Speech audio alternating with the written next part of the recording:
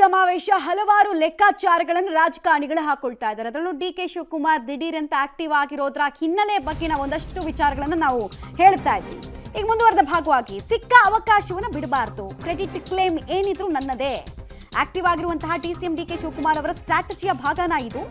ಅಹಿಂದ ಬಾವುಟ ಹಿಡಿಯೋದಕ್ಕೆ ಹೊರಟಿದ್ದವರಿಗೆ ಹೈಕಮಾಂಡ್ ಮೂಲಕನೇ ಬ್ರೇಕ್ ಹಾಕಿಸುವಂತಹ ಕೆಲಸವನ್ನು ಮಾಡಿದ್ದಾರೆ. ಸಮಾವೇಶದ ಜವಾಬ್ದಾರಿ ಪಕ್ಷದ್ದು ಅಂತ ಕಾಂಗ್ರೆಸ್ ಮಯ ಮಾಡೋದಕ್ಕೆ ಡಿ.ಕೆ. ಶಿವಕುಮಾರ್ ಪಣ ತೊಟ್ಟ ಹಾಗೆ ಕಾಣಿಸ್ತಾ ಇದೆ.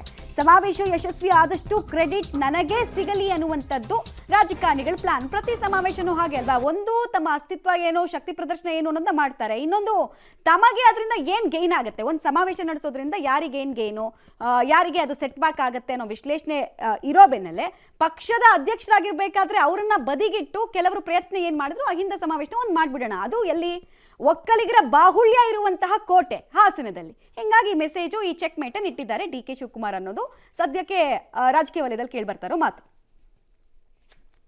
ಮಾತಾಡ್ಬೋದಪ್ಪ, ನಾನು ಕೂತ್ಕೊಂಡು ಕಾಂಗ್ರೆಸ್ ಪಾರ್ಟಿಲಿ ಮಾತಾಡ್ತಾ ಇದ್ದೀನಿ. ಸಿದ್ದರಾಮಯ್ಯನವರು Congress chief minister, is not A chief minister of any pollution party. ಒಂದೇ ಪಾರ್ಟಿಲಿರೋದು, ಒಂದೇ ಚಿಹ್ನೆ ಇರೋದು, ಒಂದೇ ಪಕ್ಷ ಇರೋದು. ಡೀಟೇಲ್ಸ್ ಕೊಡ್ತಾರೆ. ನೇರ ಸಂಪರ್ಕದಲ್ಲಿ ಆಲ್ರೆಡಿ ಜಾಯ್ನ್ ಆಗಿದ್ದಾರೆ ಸುಕೇಶ್. ಲಾಸ್ಟ್ ಟೈಮ್ ಸಿದ್ದರಾಮೋತ್ಸವ ಮಾಡಿದಂತಹ ಸಂದರ್ಭದಲ್ಲಿ ಸಿದ್ದರಾಮಯ್ಯ ಅವರೇ ಅಹಿಂದ ಚಾಂಪಿಯನ್ ಹಾಗೂ ಮಾಸ್ ಲೀಡರ್ ಅನ್ನೋ ಮೆಸೇಜ್ ಡೈರೆಕ್ಟ್ ಆಗಿ ಹೈಕಮಾಂಡ್ಗೂ ಕನ್ವೆ ಆಗಿತ್ತು, ರಾಜ್ಯದ ಜನರಿಗೂ ಕೂಡ ಕನ್ವೆ ಆಗಿತ್ತು. ಈಗಲೂ ಕೂಡ ಅಂಥದ್ದೇ ಕ್ರೆಡಿಟ್ ಅವ್ರಿಗೆ ಹೋದ್ರೆ ಮುಂದೆ ನನ್ನ ರಾಜಕೀಯ ಭವಿಷ್ಯದಲ್ಲೂ ಕೂಡ ಒಂದಷ್ಟು ಲೆಕ್ಕಾಚಾರಗಳಿಗೆ ಅದು ತಡಕ್ಕಾಗಬಾರ್ದು ಮತ್ತು ಪಕ್ಷದ ಇಮೇಜ್ ಅನ್ನ ನಾನು ಉಳಿಸ್ತಾ ಇದ್ದೀನಿ ಅನ್ನೋ ಮೆಸೇಜ್ ಅನ್ನ ಕೂಡ ಅವ್ರು ಕೊಡಬೇಕಾಗಿತ್ತು. ಹೀಗಾಗಿ ಚೆಕ್ ಮೇಟ್ ಅನ್ನ ಅತ್ಯಂತ ಕ್ಲೆವರ್ ಆಗಿಟ್ರ ಡಿ.ಕೆ. ಶಿವಕುಮಾರ್ ಅವರು ಕ್ರೆಡಿಟ್ ಪಾಲಿಟಿಕ್ಸ್ ಜೊತೆಗೆ.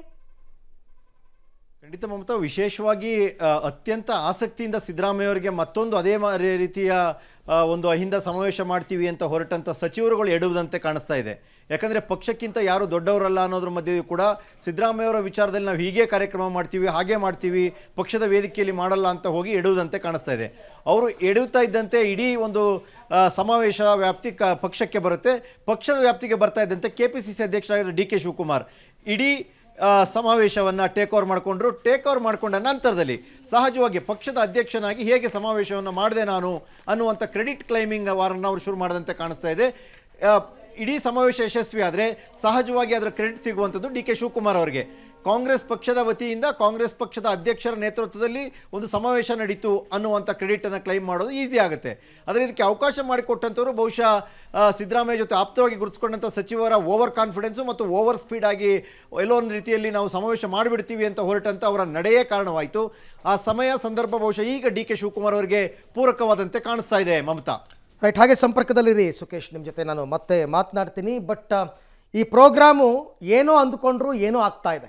ಅಂದರೆ ಇದನ್ನು ಯಾವ ರೀತಿ ಪ್ರೊಜೆಕ್ಟ್ ಮಾಡಬೇಕು, ಯಾವ ಥರ ಕಾರ್ಯಕ್ರಮ ನಡೆಸಬೇಕು ಅಂತ ಆ ಮೂವರು ಸಚಿವರು ಅಂದ್ಕೊಂಡಿದ್ರು, ಅದನ್ನು ಕಂಪ್ಲೀಟಾಗಿ ಬದಲು ಮಾಡಾಕ್ಬಿಟ್ಟಿದ್ದಾರೆ ಡಿ.ಕೆ. ಶಿವಕುಮಾರ್. ಅಂದರೆ ಇದು ಕಂಪ್ಲೀಟ್ ಕಾಂಗ್ರೆಸ್ ಮಯ ಮಾಡಿದ್ದಾರೆ. ಕಾಂಗ್ರೆಸ್ ಪಕ್ಷದ ಅಡಿಯಲ್ಲೇ ನಡೀತಾ ಇರತಕ್ಕಂಥ ಕಾರ್ಯಕ್ರಮ ಅಂತ ತೋರಿಸೋದಕ್ಕೆ ಸಿದ್ದರಾಮಯ್ಯನವರು ಅವ್ರದ್ದೇ ಒಂದು ಲೆಕ್ಕಾಚಾರ ಐತೆ ನೋಡಿ. ಸಿದ್ದರಾಮೋತ್ಸವ ಅಂತ ಮಾಡಿದ್ರು, ಶೀರ್ಷಿಕೆನೇ ಸಿದ್ದರಾಮೋತ್ಸವ.